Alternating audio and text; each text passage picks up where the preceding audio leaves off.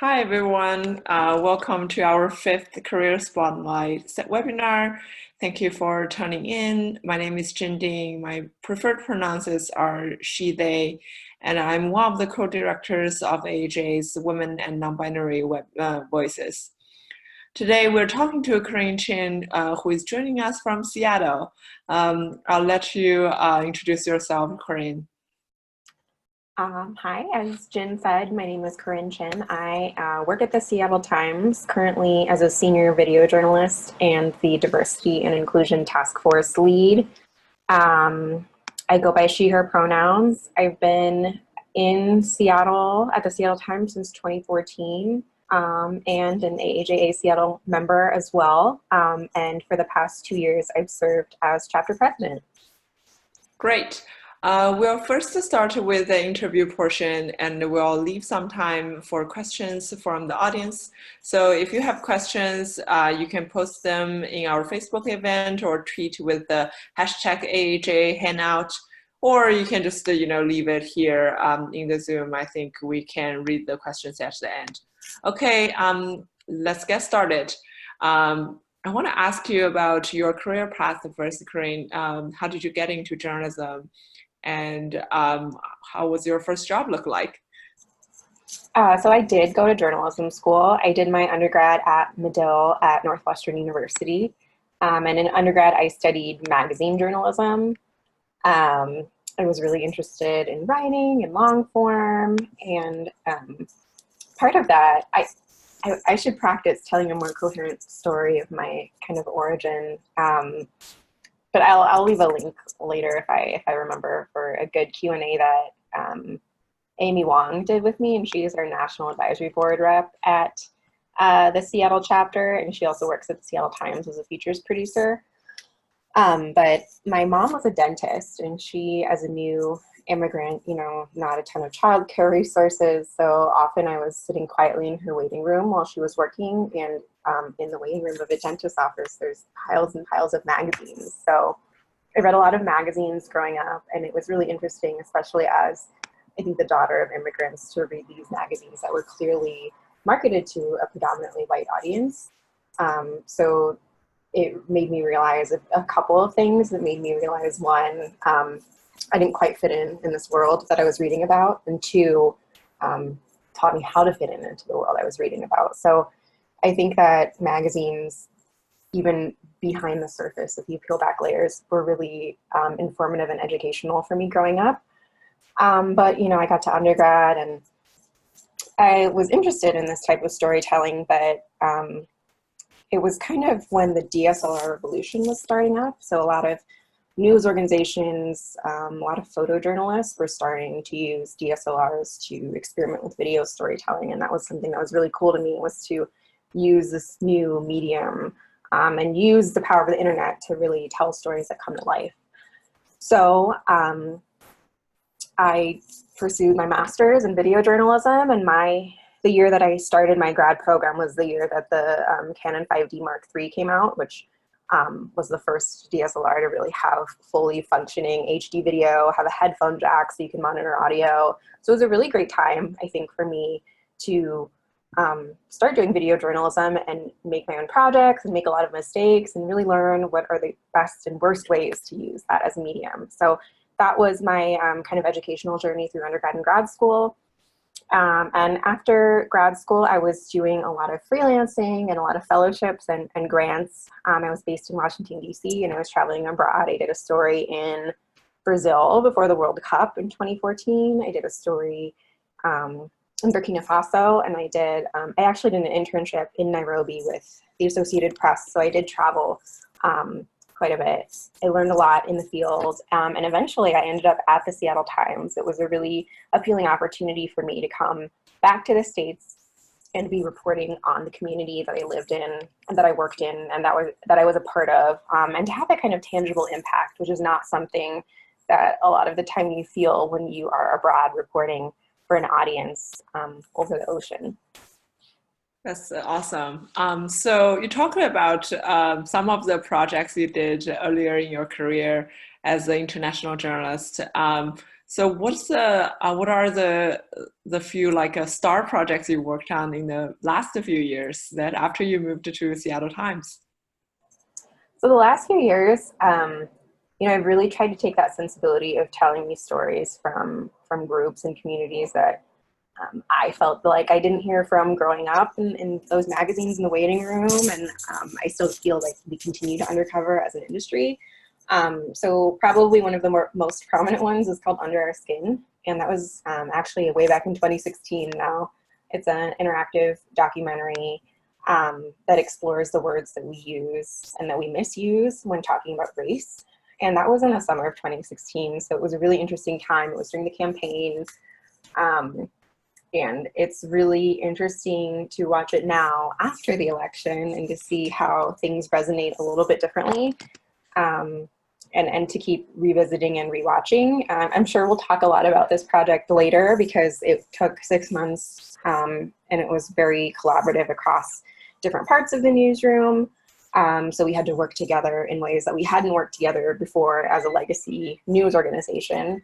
And it was just a really cool very interview-based video project, which we had never really done before, and I had never really done before. I'm all about being in the field, being a fly on the wall, doing a lot of verite shooting, and that's kind of what we learn as journalists. But that was really, really interesting to be sitting down and interviewing people in a very intimate setting and be talking about things that are really hard to talk about, really sensitive topics. And I think I learned a lot about interviewing just from that project. And then since then, we really, as a video department at the Seattle Times, tried to really visually represent the parts of Seattle that we felt hadn't traditionally been represented in the news organization's coverage. And that meant doing a whole lot of character stories on women and women of color, especially. So some of the ones are Seattle's Chinese Exclusion Act files, which I screened at this year's convention at the AAJA Video Mini Film Festival. And that explores this group of retirees, basically, who volunteer their time. Although some of them are still working, but a lot of older people who volunteer their time once a week to archive these files from Seattle's Chinese Exclusion Act. So it's everyone who came in, well, really everyone who left the port of Seattle during the period of Chinese exclusion, which ended very recently. It ended 75 years ago, which is so kind of crazy to think about. But, basically, if you aren't aware, the Chinese Exclusion Act, you had to do these interviews and you had to submit yourself to this documentation of all your moles and your birthmarks every time you left the country, so that when you came back, they could verify it was you and that it wasn't an unauthorized Chinese person coming in under your name, to really limit immigration of people of Chinese descent, even people who were born here, even, U.S. citizens. So as you can imagine,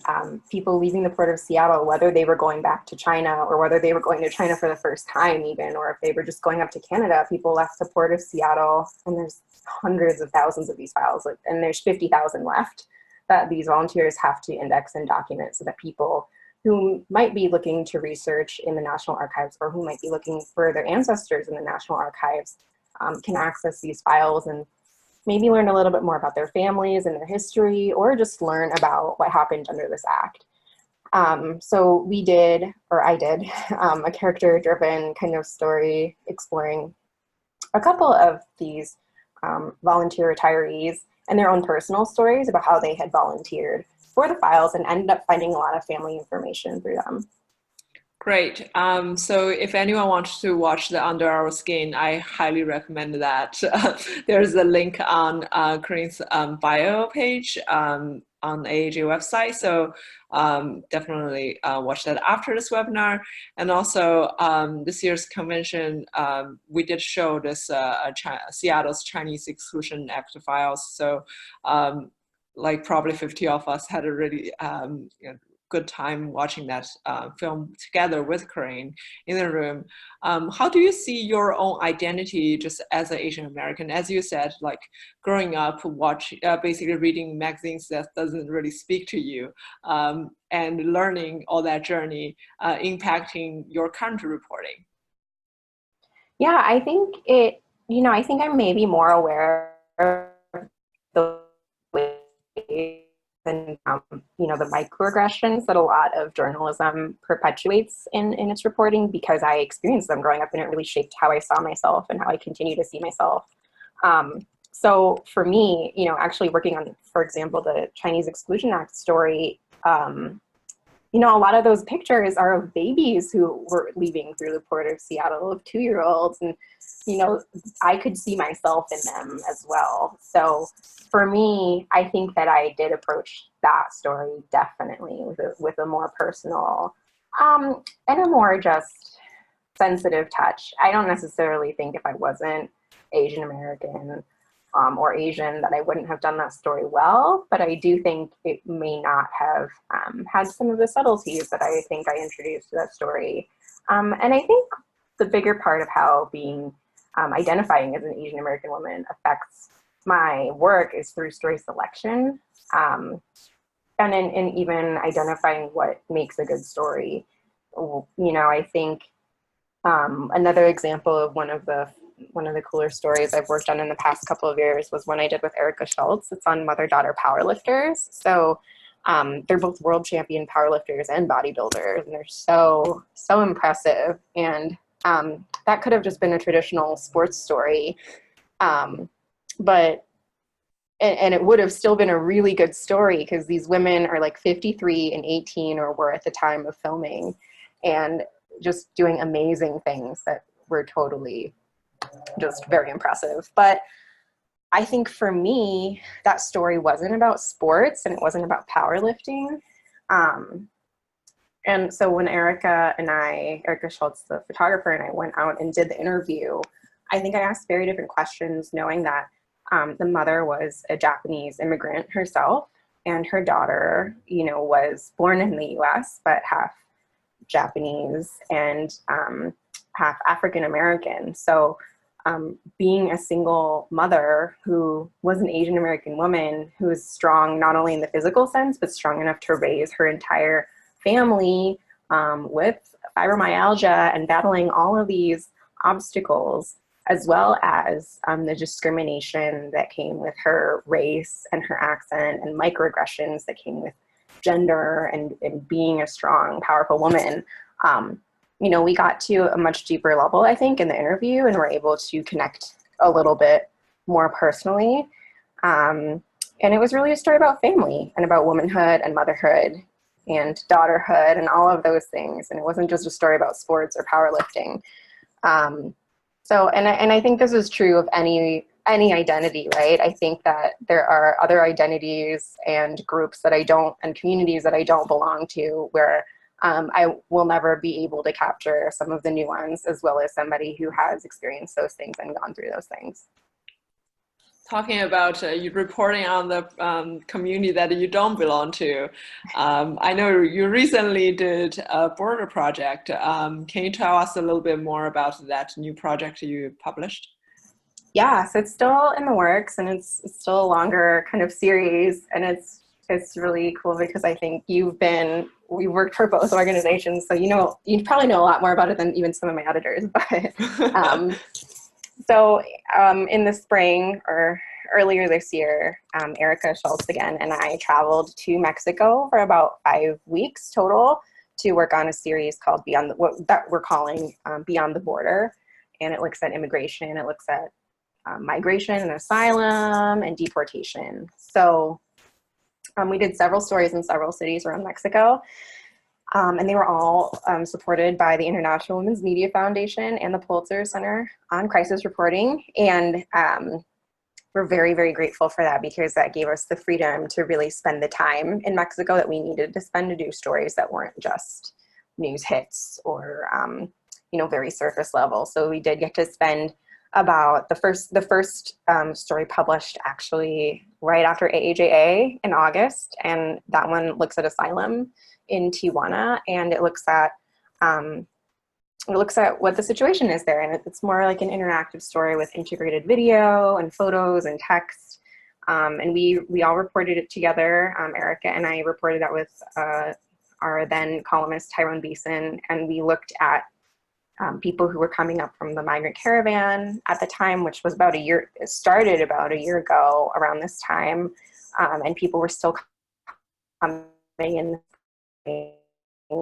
When we were there, and caravans come actually all the time, that was just probably the most highly covered one. But at the time we were there in the spring, Remain in Mexico was really getting started and ramping up. And that's the policy that requires people who are seeking asylum at the U.S. Mexico border to, quote unquote, remain in Mexico while they're awaiting their asylum and immigration cases to play out. So I did 2 video profiles on 2 families who had, I mean, everyone has a very unique and individual story, but we wanted to go more in depth, and we didn't want to just show, you know, squalid conditions at these camps or the amount of people who were in line or the number system. We wanted to actually tell the individual stories. So I did 2 of those.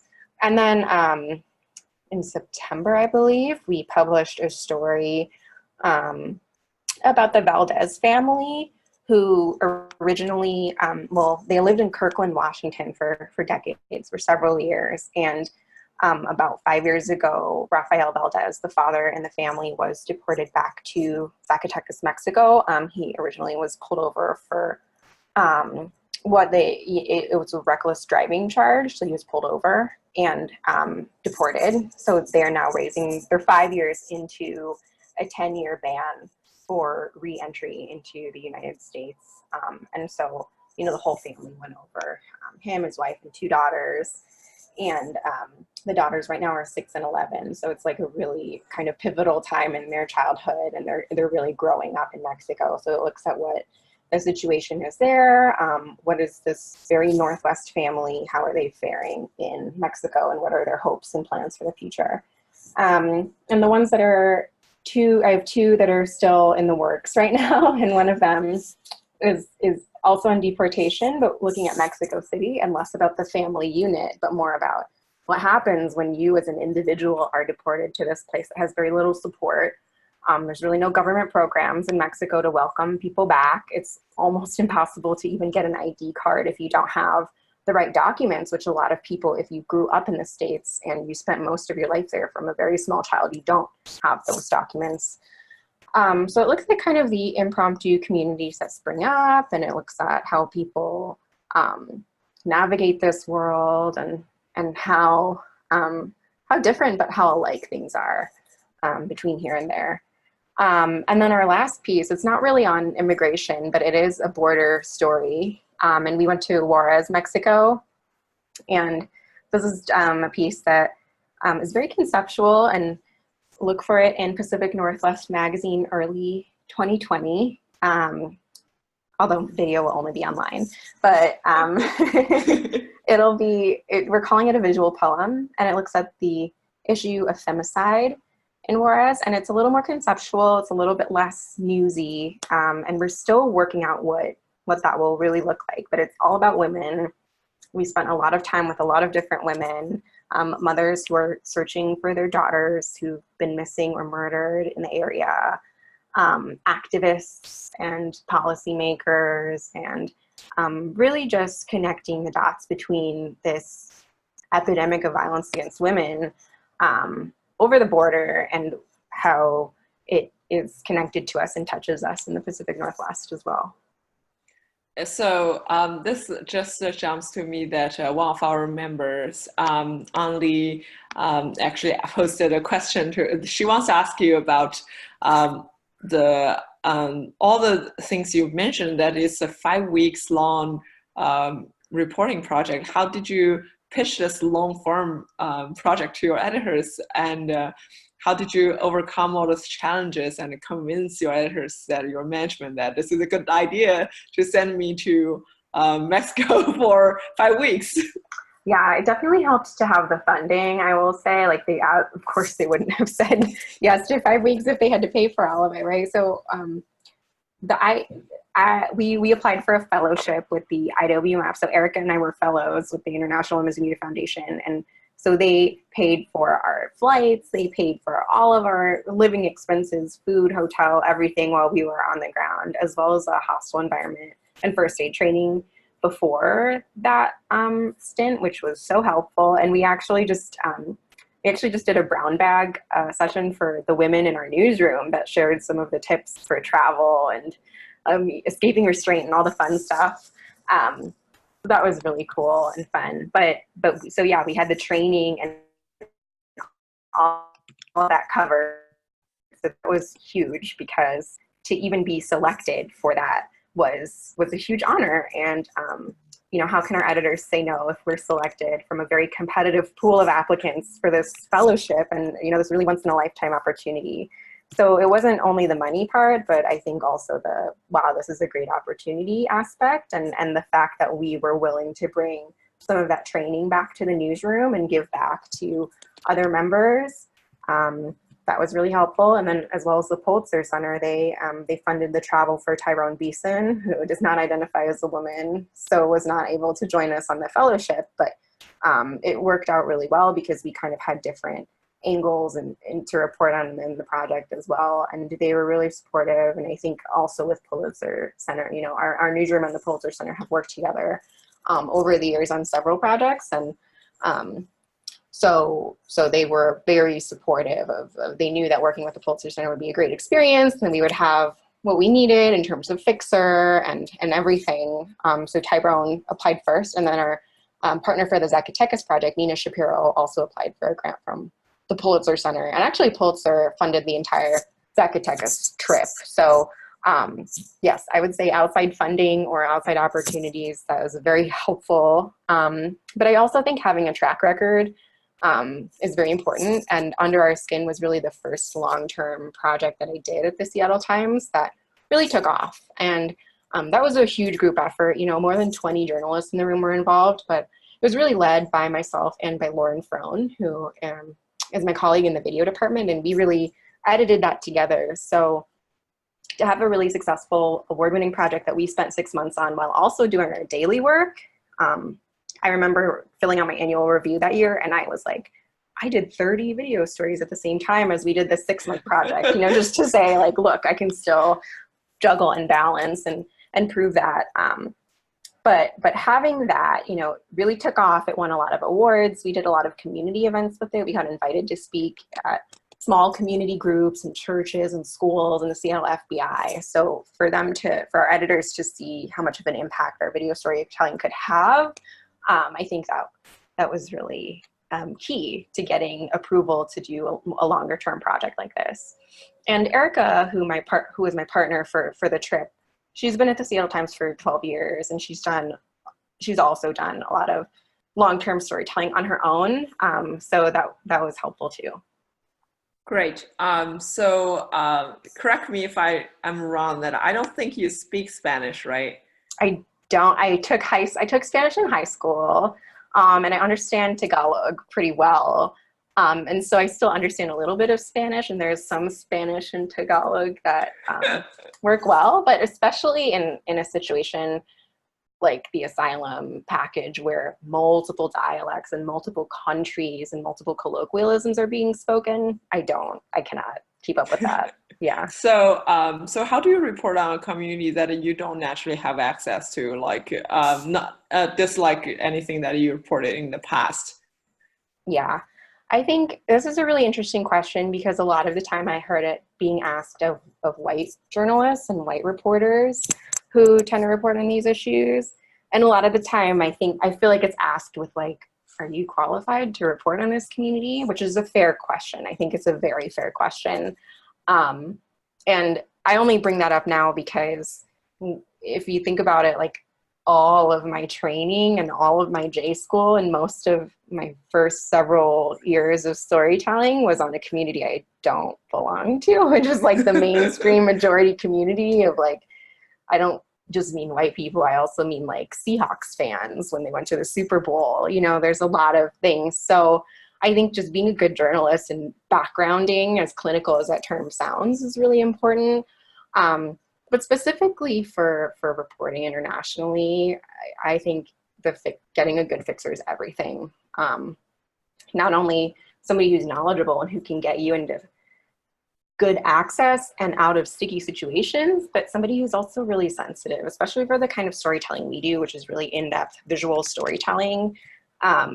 we can't just have somebody going in and say, like, you know, with bravado and, you know what I mean? We need to, you know, one thing, Susan Kelleher, who used to work at the Seattle Times and recently left journalism, she was a great mentor who taught me that you can be strong and sensitive at the same time. That's a great advice. I believe that, and I think that's really, really important. So finding a fixer, yes, yes. And finding a fixer who can do that is really important, because you don't want somebody who just panders, and you don't want somebody who wavers on journalistic ethics. And for us in Mexico, you know, the IWMF has a great network of fixers that they provide us with. And then working with the Pulitzer Center, we worked with Ulysses Escamilla Haro, who is a really great fixer based in Mexico City. He traveled to Zacatecas with us, and he knows like every fixer in Mexico. So you can just email him or call him, and he knows the right person for the job.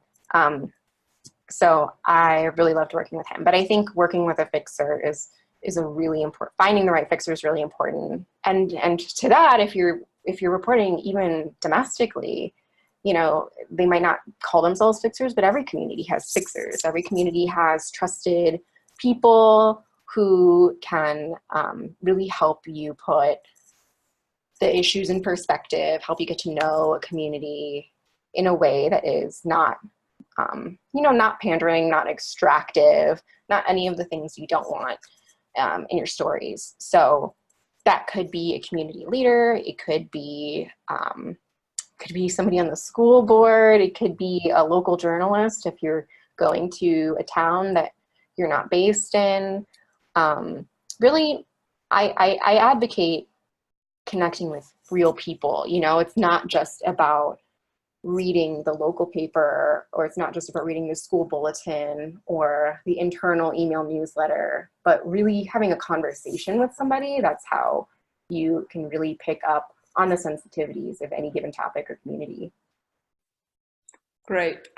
So you mentioned a little bit your approach being different with the mainstream approach, but I want to ask you about what are the challenges to produce a story on a border issue, which is obviously like every U.S. mainstream media has been covering it for months, or even in the past, you know, couple of years, it's a main hit. So how are you navigating that? Yeah, I think, you know, we went into it saying we would go deep with one character or deep with one family, and that would be different. And it is, because not a lot of, we don't see as many of those stories as we do of the very, very timely news packages that, you know, that we see a lot on broadcast TV, for example. But I also think that's not enough. It's not enough to just say that, because, you know, there actually are a lot of stories like that. They just maybe aren't promoted as well or aren't as prominent. As the constant voiceover drone shots of migrants walking north toward Mexico might be. So for us, it was really in the visual presentation.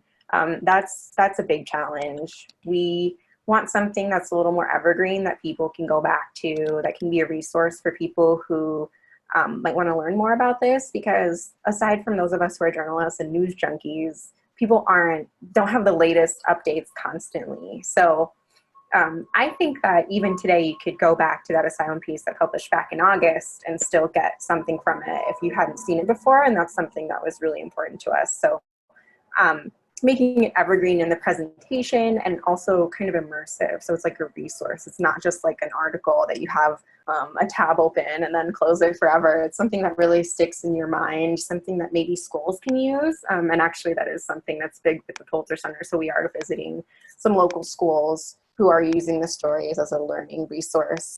But in terms of challenges, like that is a challenge, because you need so many people to orchestrate a very immersive online presentation like that. And I think most newsrooms don't really have those resources. And our newsroom, I would say, kind of half has those resources, even though we're a pretty large metro paper with like 150 newsroom employees.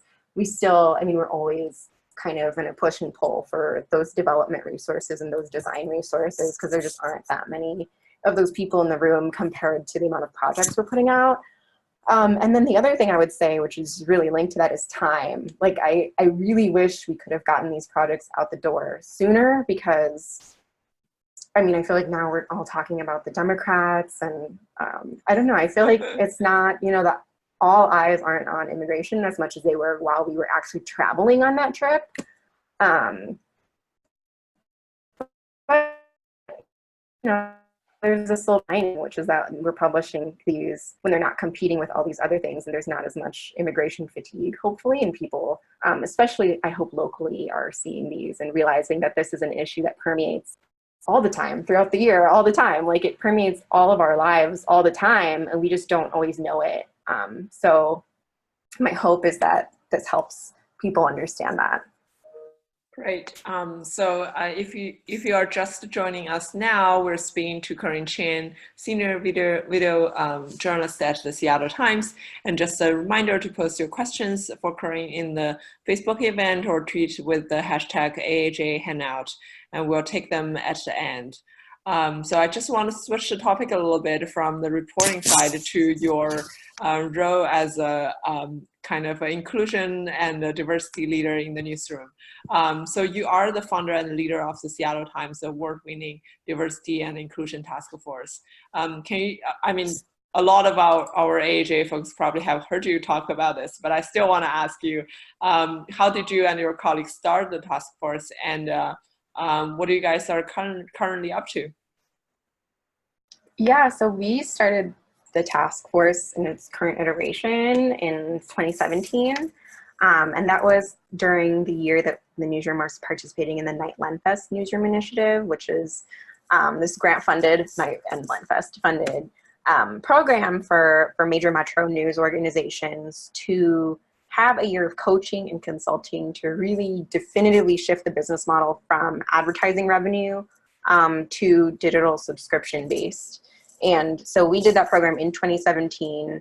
And because the program involves a lot of KPIs and goal setting, SMART goals, like all the jargon, it basically, in short, you are supposed to set real measurable goals that are achievable by a certain date, and use those to get you incrementally to being completely supported by digital subscription revenue. And as part of that, I thought, well, diversity and inclusion in our coverage is key to having that shift from the old newspaper to something that's new and digital and sustainable into the future. So I very much believe that diversifying our audience is necessary if we want to exist as a news organization, as a digital news organization. And I took that opportunity to write some diversity inclusion related goals into the program, and we were able to formalize the task force at that time.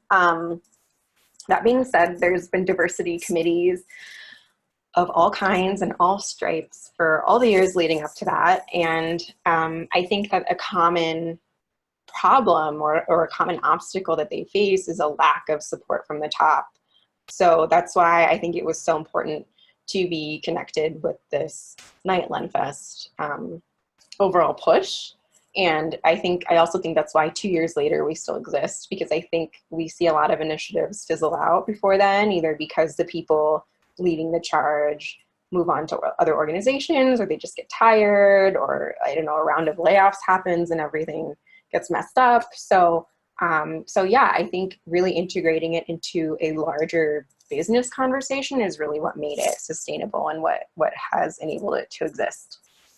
Are you guys currently working on some things that you would like to share with us? Yeah, well, I only think what I can say, you know, in the past we've done a style guide that hopefully most of you have seen, but if not, it's at st.news/inclusive journalism, all one word, and feel free to use that and share it. It incorporates many style guides like the AAJA style guide and the NABJ style guide and all the style guides, as well as some of our own things that are like unique to Seattle that we kind of wrote in. And we also do a Slack channel called Sensitive News Help, which is for sensitivity back reads. And the idea of having it in a Slack channel is so that there's not like the one person of color that people always go to ask if they can do extra unpaid work of back reading a sensitive or potentially offensive story, headline, social media post, whatever. So it democratizes that process with whoever does have free time in Slack who can lend an eye.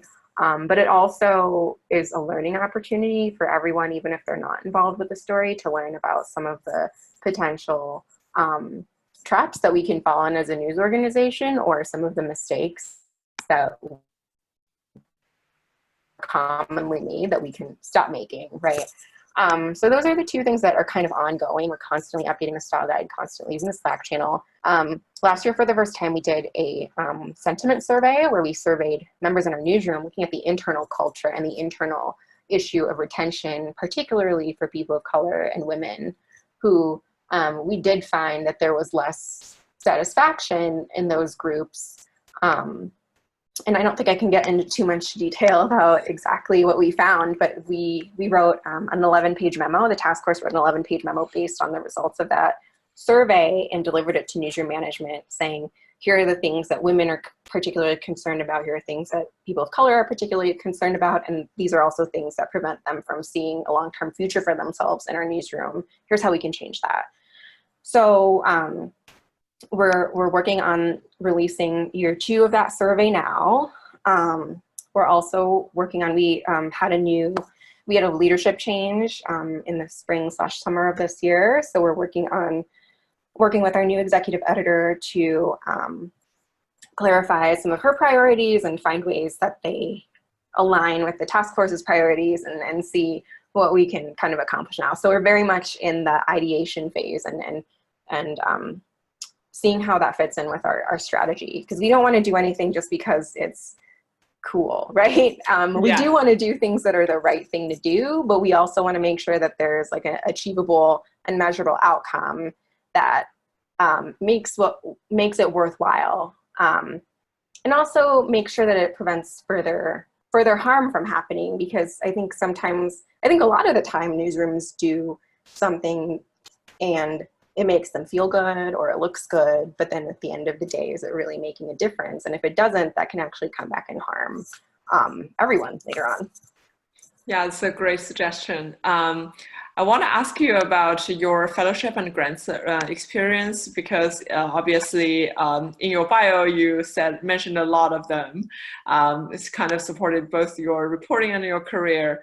And actually this month, Pointer's Leadership Academy for Women is opening their new round of application. And I know many AAJA Women and Non-Binary Groups members would be interested in applying. So just in case any of them will be listening to this webinar, what's your experience when you did that with Pointer?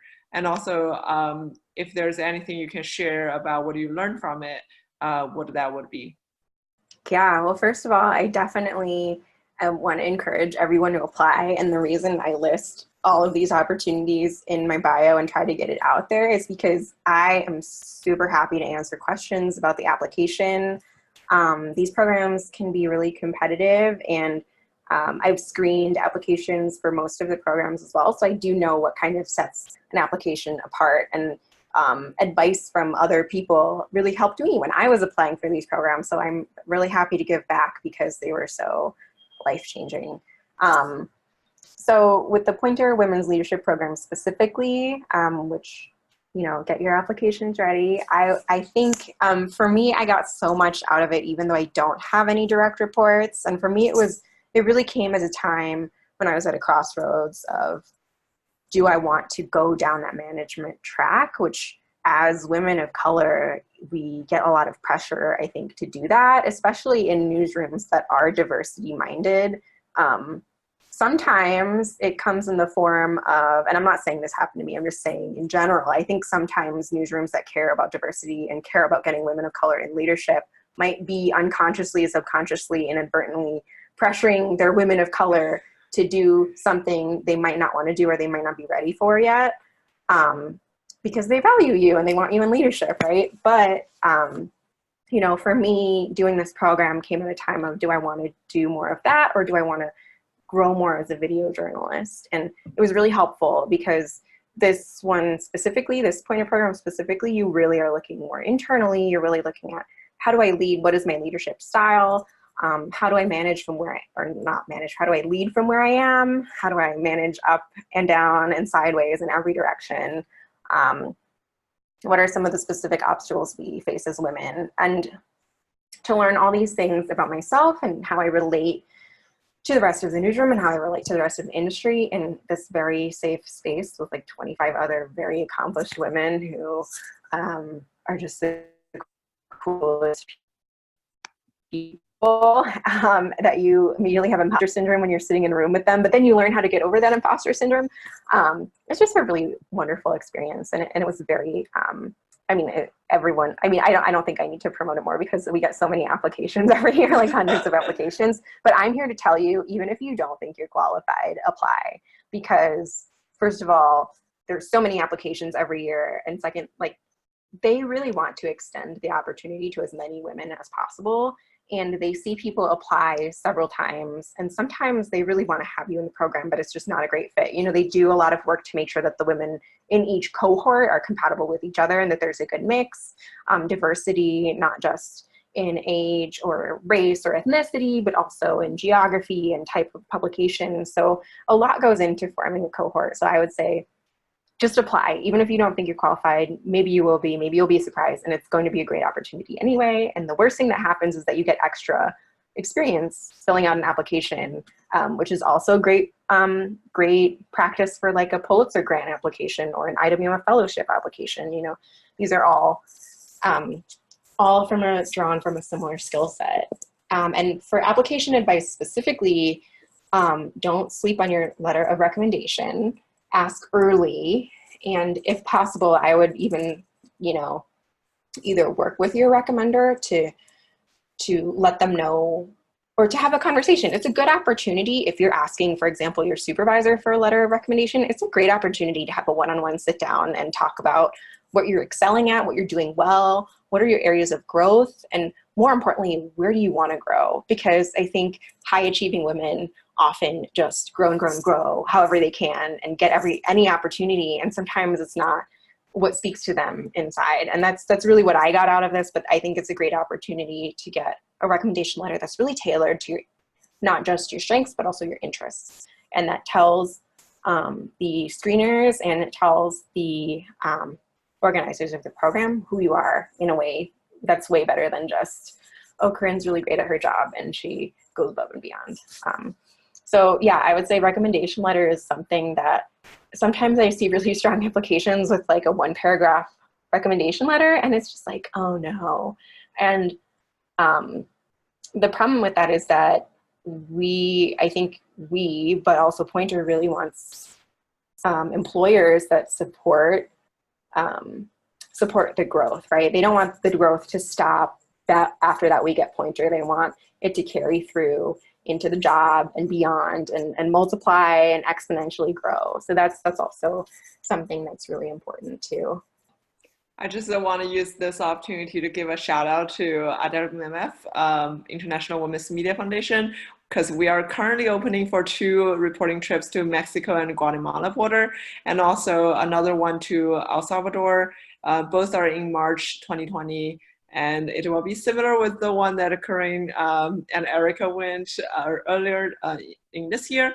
So can you also talk a little bit about the reporting trip you went, and also how you secured a Process Center grant with your team for that same project?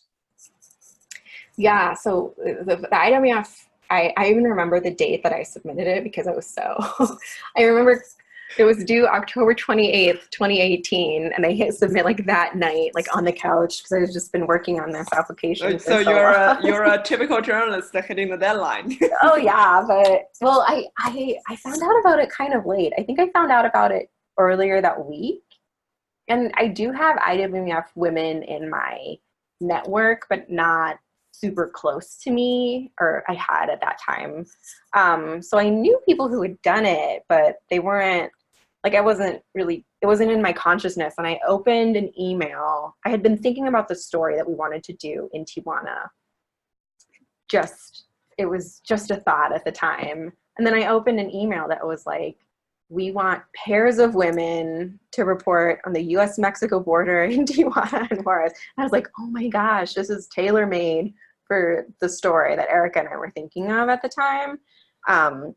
Oh, and 2 women with 3 or more years of experience, because they wanted like mid-career women, and they were like, yeah, we prefer people who've worked together before, who are really good collaborators. And I was like, Erica, this is describing us perfectly. So we did already kind of have the pitch written out, but then it was a matter of getting like the letter of support and, you know, I don't even like our resumes and our bios and personal statement involved, but which I love. I think it's so important to understand why people want to report on these topics that they're pitching, especially in that context. You know, why is this important to you personally? Why is this important to the world to see? Why is this important to be told from the perspectives of women in this way visually? And what, you know, all of those things that you can get really nerdy and think about. I love that the application asks for that. So yeah, we applied in October. We already did have a story in mind, and then we had to think of a couple more story pitches, because it's not just one story. I guess it can be just one story if you want, but for us, you know, we wanted to make the most of it. We work a lot. Erica and I worked probably too much. We were like getting up at 5 in the morning and reporting until nightfall, until it was no longer safe to be out. But it was just really wonderful to be given the opportunity. And for us, I think that what really set our application apart was we had a really clear vision for why this was important to our very local audience. So it was not just why is this story important in general, but we went a step further and talked in the application about bringing it back to our very specific Seattle Times audience in the Pacific Northwest, which is not a general Pacific Northwest audience. It's a segment of the Pacific Northwest audience that's very particular. So we talked about why telling these stories in this way was important to them, as well as wanting to really experiment visually specifically with our visual poem project. I think they liked what the editors hated about how conceptual and abstract and beautiful and impressionistic and just symbolic we wanted it to be. So I think they really liked that we were willing to go for it and be out there about it and do something experimental, and maybe set an example for other stories to come from other groups of women journalists who are doing badass things out there in the world. So yeah, that was kind of my application experience, and hopefully that is helpful. I don't really know what you guys are looking for in an application, but I suspect that helped. Yeah. That's great. That's great suggestions. All I can say that I read applications, and all you said, I can say they're good.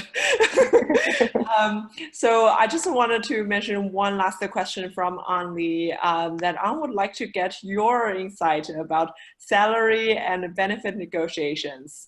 I don't know much about your experience, but do you have anything, like any tips to offer?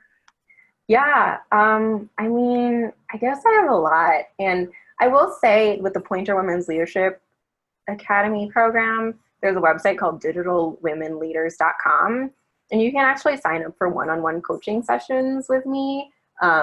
So I do them every Tuesday, and sometimes they're booked out. I don't think it's booked out right now, but you can actually use that link to get to my Calendly and book a meeting with me, and I can actually coach you through a salary or benefit negotiation if that's something that you're interested in. So definitely go to digitalwomenleaders.com for that, and I can get way more specific. But I think in general, I have done a few salary benefit negotiations at my current job, at different places I've interviewed, and negotiating raises. And, there are those tote bags that I really love that say, carry yourself like a mediocre white man. And it's like it's like a mantra also, especially in these negotiations, because I think women, and like especially Asian American women, the way that we are told we should be, like demure and meek and submissive and obedient, like you got to throw all of that out the window if you're negotiating your salary and benefits in the United States, in a journalism, in a newsroom. Yeah, I'm trying to think of like good resources. There are just so many good resources out there, including one I really loved, which was actually by an Asian American woman, was the recent one on BuzzFeed that was the over-under question. And it went a little bit viral because she dressed up in this purple jumpsuit because she had just paid off her student loans. She talked about how she asked her male colleagues, instead of just asking them flat out how much they make, which sometimes they'll tell you and sometimes they'll just be so taken aback. And some people don't like answering that question. She would ask an over-under question. So like, are you making over or under 100K?